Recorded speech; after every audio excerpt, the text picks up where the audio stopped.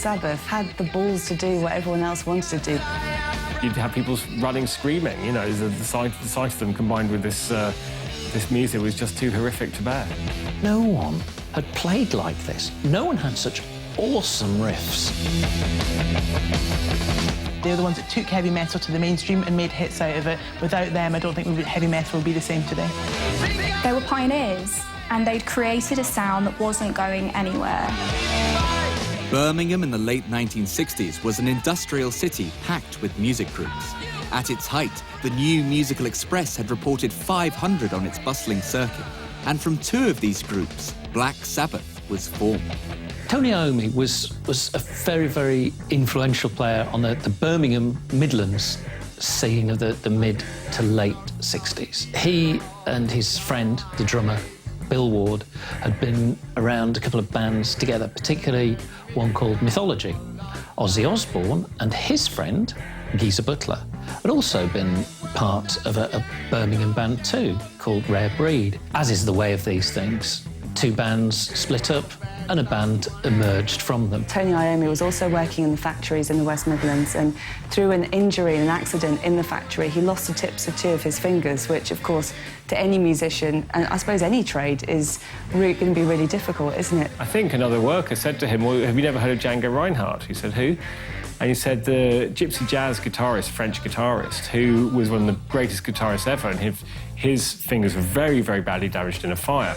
And he learned to play in a completely different style. So he'd strip the guitar of the heavy gauge strings and replace them with banjo strings because they were lighter and easier to manipulate on the fretboard. But that wasn't enough. He also had to detune the strings in order to get them to bend. And that ended up creating the really low, heavy, doomy style that gave Sabbath their power. So Ozzy had kind of quite a difficult upbringing, a difficult childhood actually. I think he had ADD when he was young, he was dyslexic, so obviously he found it difficult at school.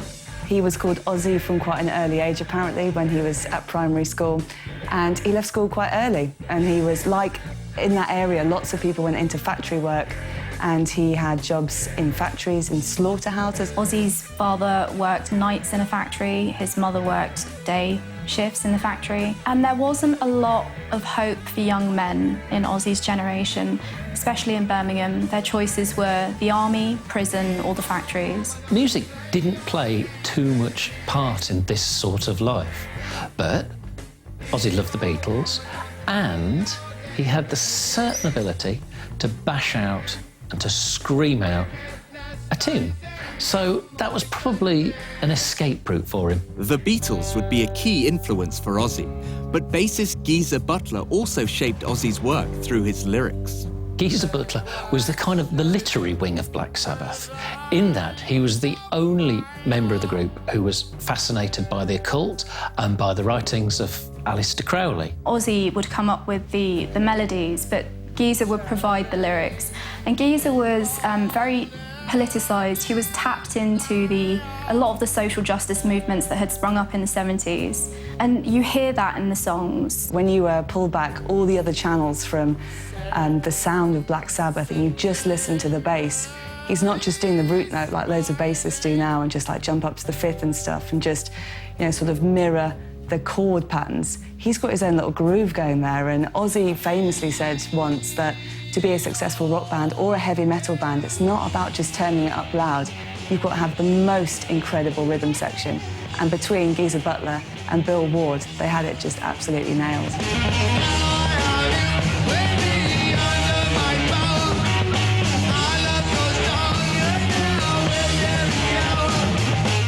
After signing to Vertigo Records in 1970, the four-piece used their distinctive sound to full effect for their self-titled debut album, Black Sabbath. Black Sabbath, the album, I really love it. I think it's fantastic. I think probably at the time it was seen as rather dumb and brutal.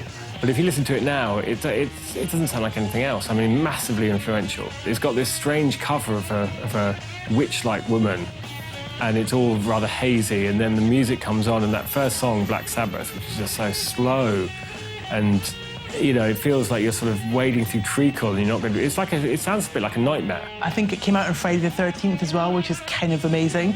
Yeah, so they just basically recorded it as live, I think. There were hardly any second takes, hardly any overdubs or anything. Just went in there, played their live set, made an album out of it, an astonishing album as well. It's a landmark in rock music. I mean, Ozzy Osbourne, he was given an advance of £120. With this advance, he bought himself a brand new shirt. He bought himself the biggest bottle of Brute aftershave that he could find, and he still had money left over to give to his mum and dad. So they were operating on quite a tight budget.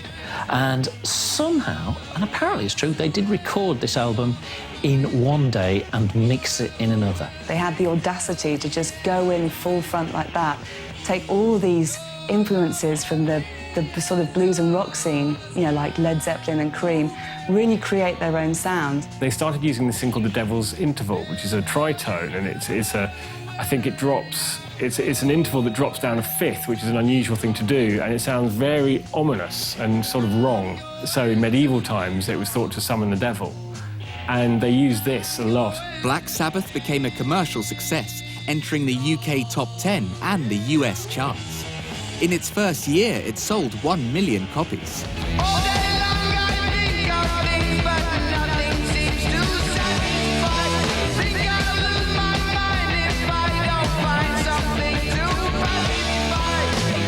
Keen to build on the success, the band entered the studio just 4 months after releasing their debut. The title track, Paranoid, would lead the new album. A lot of bands, they rest on their laurels a little bit with a great debut. They'll kind of tour it and get involved with other commitments. But actually, they were smart. They got back in the studio, knocked out another record, and it was a great one.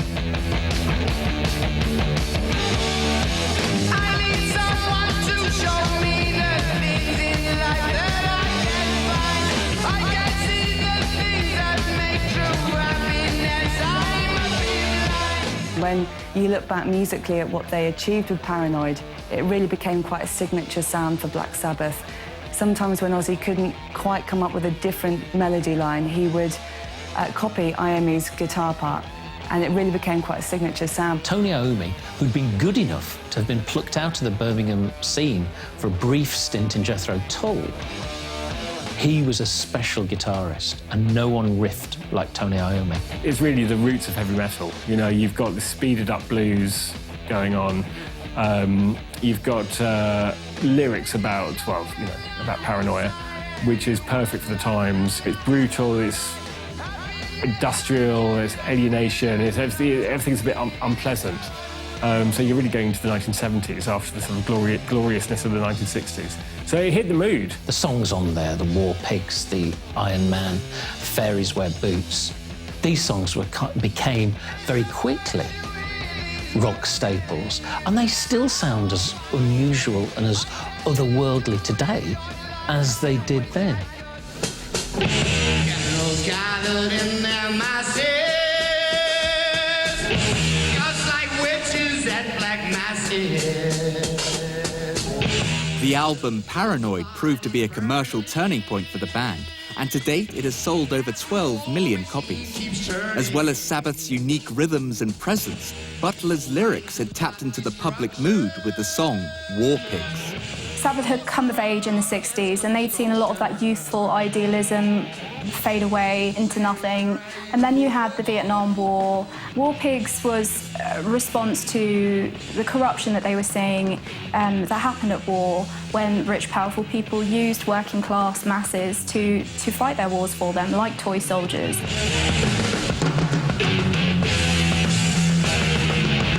War Pigs has got one of the greatest couplets of all time. It's one of the worst and the best. It's, see the generals in their masses, just like witches at black masses. So they managed to rhyme masses with masses, but in different terms for the word. It's genius. Once again, they tapped in to the youth's feeling. And although Black Sabbath were the anti-flower power band, they were the anti-hippie band, War Pigs sort of showed that they vaguely shared these sentiments.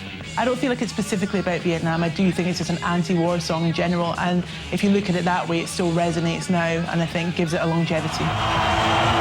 With their third album, Master of Reality, following its predecessors in reaching platinum status, the band toured relentlessly around the world.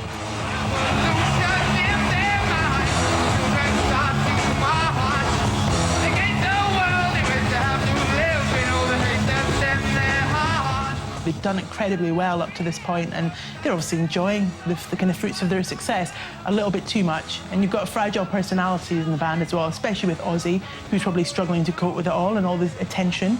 You know, he's a little kid from Birmingham, suddenly in the limelight, and I think at that point, drugs and drinks started taking their toll on the relationships with the band. There was a lot of debauchery. I think at that point, they almost killed Bill Ward, the drummer.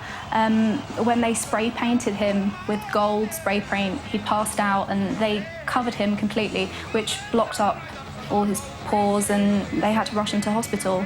By Volume 4, they got paid with a briefcase full of cash, which was just for drugs. You know, they had the money, they had the recording costs and everything, which were paid, and then they got this briefcase full of cash, which was just for, you know, to spend on, you know, illicit substances or, you know, getting drunk as well, I suppose, whatever. But, you know, certainly nothing that would improve their health.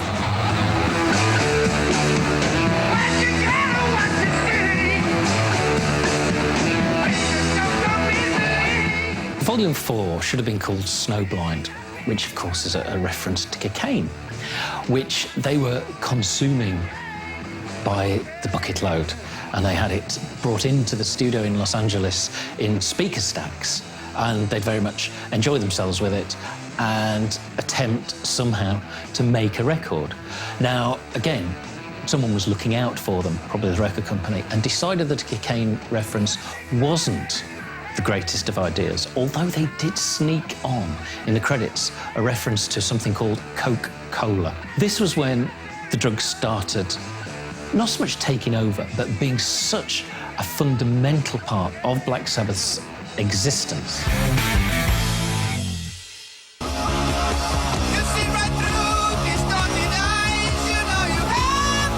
Sabbath's troubles with drugs were matched with the band's difficulty in writing their fifth album. After unfruitful sessions in Los Angeles, the group were more productive when they returned to the UK. The recording of Sabbath Bloody Sabbath took place in the dungeon of Clearwell Castle. Sabbath Bloody Sabbath is great because they, you know, recording in a dungeon, you know, in how more Black Sabbath could it get than recording in some medieval dungeon? It's perfect. They had to conjure something up in them that they had in the early days. When they went into studios, they were all quite clean and clean cut and everything. They weren't feeling the vibe of it. And when you look back at, you know, some of the lyrics, that oozes kind of eerie moments, and even some of the tonality and the grooves that they came up with, they seem to be a band that really just connected with the place in which they were, their environment.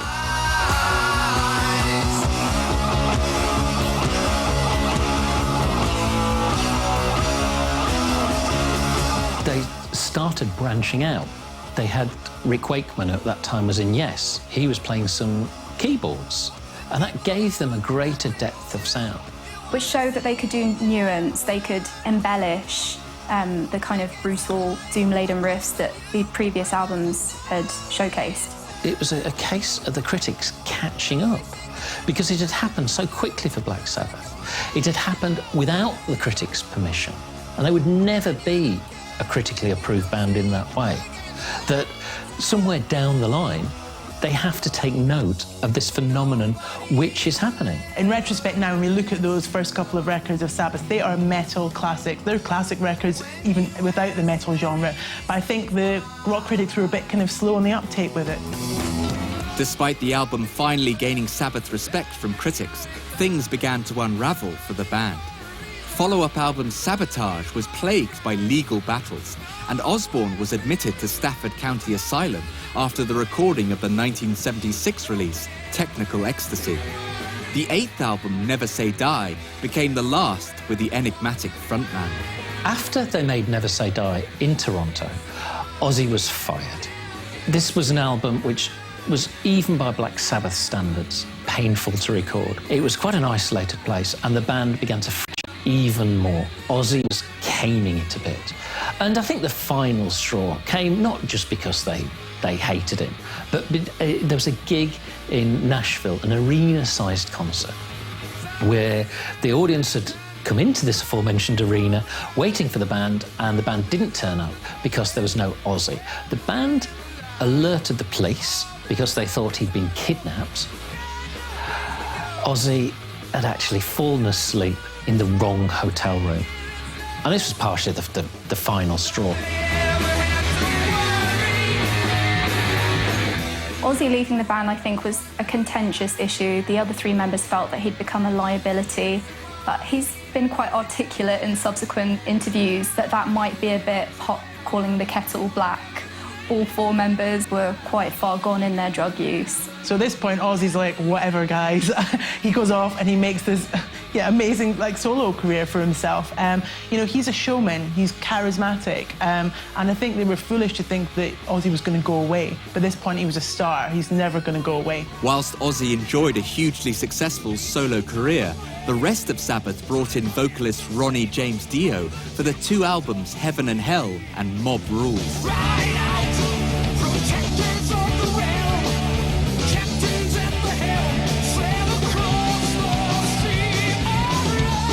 Ronnie James Dio seemed like the ideal replacement for Ozzy Osbourne. He had history, he was already successful in his own right, and he could sing brilliantly in much the same way as Ozzy could.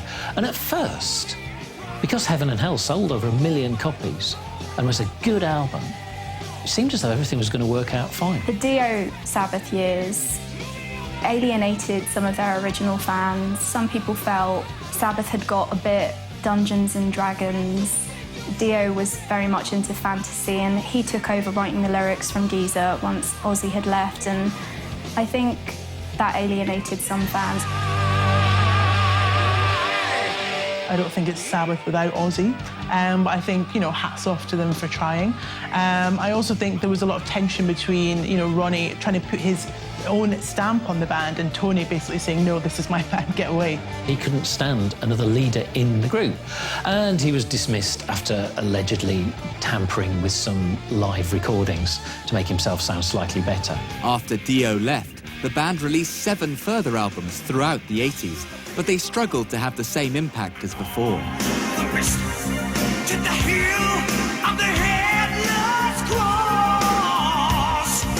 After Ronnie James Dio left, then there were a succession of vocalists from Ian Gillan and Glenn Hughes, both who used to be in Deep Purple, to Tony the Cat Martin. And this meant that Black Sabbath was virtually entirely a Tony Iommi project. It's like when you watch Queen, no one can replace Freddie Mercury. They've tried and it's gone all right, but in my mind, no one can replace a frontman like Freddie Mercury. I think it was the same with the original lineup for Sabbath. Everything fell into place with the first couple of albums. It just naturally gauged, and that is the only and winning combination you can get in a band that makes incredible albums. I think the band's floundering at this point. I think Tony is really wanting to kind of do his own thing. I think a lot of the members of the band are wanting to do their own things, but they're tied to the name. I think the record label were like, you have to release under the name Black Sabbath or you're not doing anything. So it felt a bit half-hearted. I don't think their hearts were in it. They're trying different people out. It wasn't working. You know, the chemistry wasn't there. They were missing Ozzy. He had to come back. The original lineup reformed alongside Led Zeppelin for Live Aid in 1985.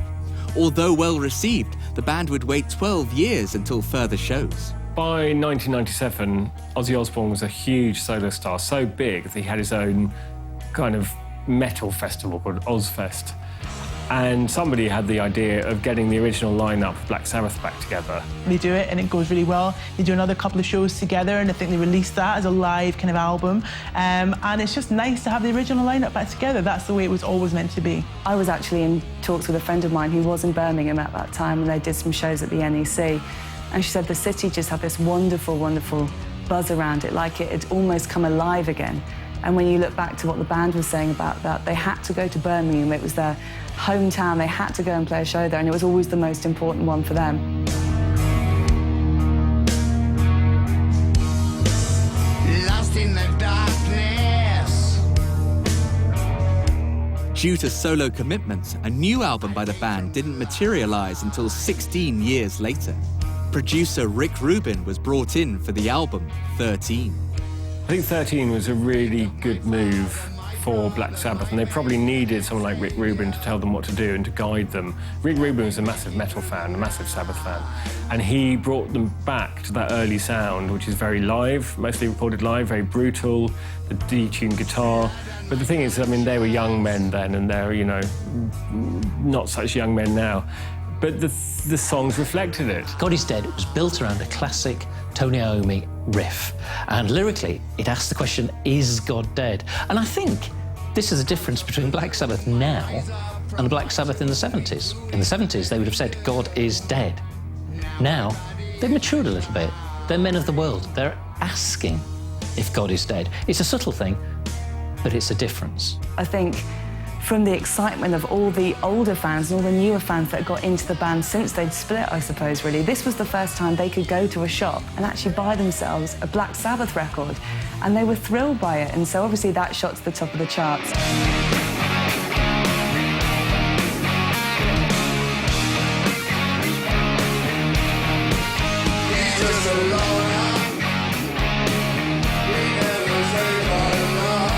I think Black Sabbath are probably, funnily enough, one of the most influential bands of all time. They were one of the first stadium bands, and they pretty much invented heavy metal. Now, they are, you know, sort of the critics' darling, and everyone loves them. Black Sabbath really, really stole the hearts and minds of not just one generation, but many. And they really soundtracked a lot of people's lives. They really opened doors musically and lyrically to a whole new world. Every single band that I speak to that is guitar-based cites them as an influence. Black Sabbath were heavier than the rest. And as Ozzy Osbourne himself said, we didn't be, we just were.